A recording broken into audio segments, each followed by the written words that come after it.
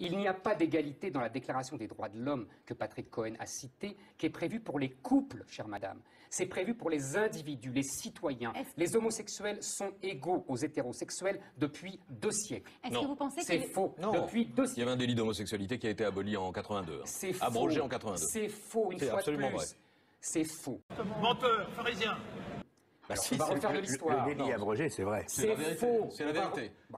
On va refaire de C'était l'histoire. pénalisé jusqu'à la majorité. Jusqu'à 18 ans, alors que la majorité sexuelle était à 16 ans. Déjà, c'est mieux, déjà. Vous voyez, déjà, c'est mieux. Merci, monsieur le professeur. Donc déjà, ce n'est pas... Merci, monsieur le professeur. Mais je vous en prie, monsieur l'élève.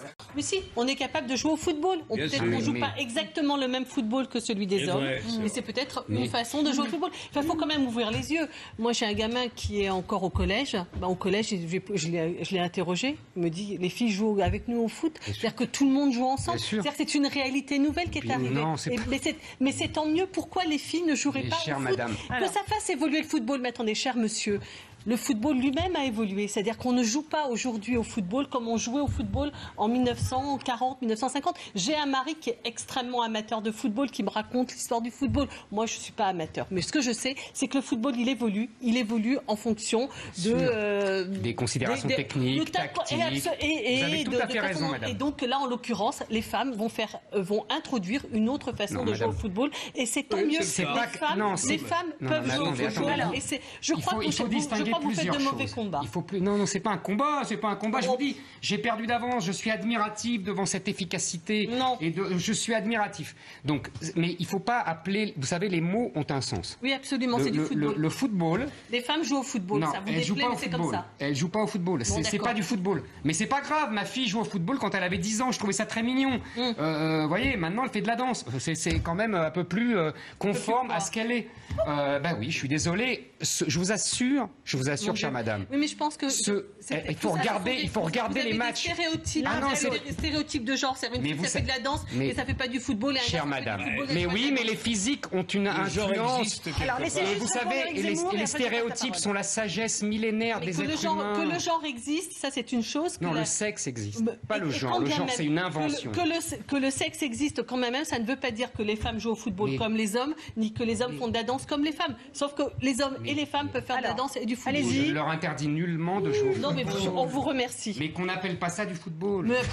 Éric Zemmour, c'est ça la grande bataille idéologique d'aujourd'hui? J'ai écouté l'homélie du père Attali et je suis encore un peu ébloui. Il y a les méchants et les gentils. Il y a les vilains qui veulent la pureté, la purification, l'horreur, quasiment le nazisme. Et puis, il y a les gentils qui sont bienveillants, qui sont altruistes. Oh, c'est beau, sauf que ça n'existe pas, monsieur Attali. Surtout, ça fait fi de ce qu'on est. Non pas de ce qu'on devient, mais de ce qu'on est. Auguste Comte disait « Les morts gouvernent les vivants », monsieur Attali. Et Raymond Aron ajoutait « L'histoire est tragique ». Et ça, vous l'oubliez. Vous parlez pour un homme hors sol. Vous parlez pour un homme qui passe sa vie dans les aéroports. Blanc, hétérosexuel, aurait encore la main et Balavoine n'aurait pas eu à chanter. On vient d'y faire allusion. Mon fils, ma bataille. Je pourrais poursuivre l'énumération pour vous demander simplement si vous êtes sûr d'avoir la nostalgie de Gaulle et pas de Pétain et de Maurras. Est-ce qu'il ne faut pas, à vos yeux, au fond, en finir avec les vieilles lunes de la Révolution française? Vous avez fait un formidable papier qui résume exactement l'escroquerie intellectuelle depuis 40 ans. C'est un désir qu'on trouve dans le mariage. De même que dans le féminisme, vous pouvez distinguer un féminisme qui est un féminisme politique d'avancée de l'égalité, ce qui a été pendant longtemps une part du féminisme. Parce que je suis désolée, mais qu'une femme ne puisse pas posséder un chéquier, moi, ça ne m'énerve pas. Non, je vous fais remarquer juste qu'il ne faut pas... Arrêtez, on dirait Nadine Morano, arrêtez. Justement, ne soyez pas caricatural. Mais non, mais c'est vous. Dire doit faire... Ma fille, elle a 10 ans, elle comprend ça, mais bon, le coup du chéquier, je l'entends depuis que j'ai 12 ans. Mais... En 65, personne n'avait de chéquier. Vous croyez que les ouvriers, ils avaient un chéquier? Arrêtez, la bourgeoise, elle n'avait pas de chéquier, mais l'ouvrier non plus, il était payé la semaine. Je me permets...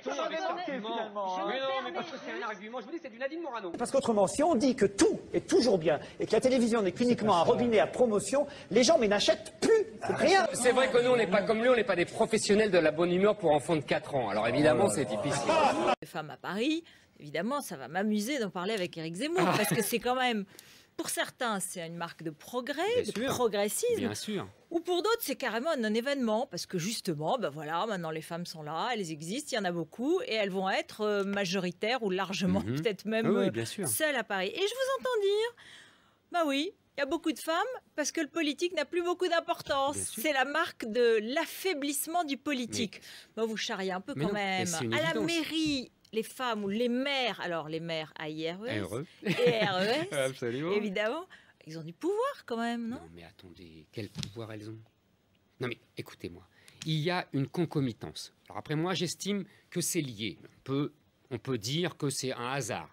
Il n'empêche que vous aurez remarqué que aujourd'hui, depuis 20 ans, il y a une montée de la présence féminine dans la vie politique, dans les classes politiques, encore plus d'ailleurs dans les pays du Nord, vous avez remarqué, et puis ça descend petit à petit vers les pays du Sud. Or, parallèlement, concomitamment, le pouvoir s'évapore du politique. Mais c'est aussi la progression de la société, tout simplement. Mais je sais que je connais votre thèse sur l'affaiblissement du politique, ça se discute. Mais c'est indépendant, c'est aussi une parité qui avance dans les différentes sociétés, et heureusement. Mais pas du tout. Dans les milieux où il y a vraiment le pouvoir, il n'y a pas de femmes. Dans la finance, c'est infinitésimal, c'est marginal.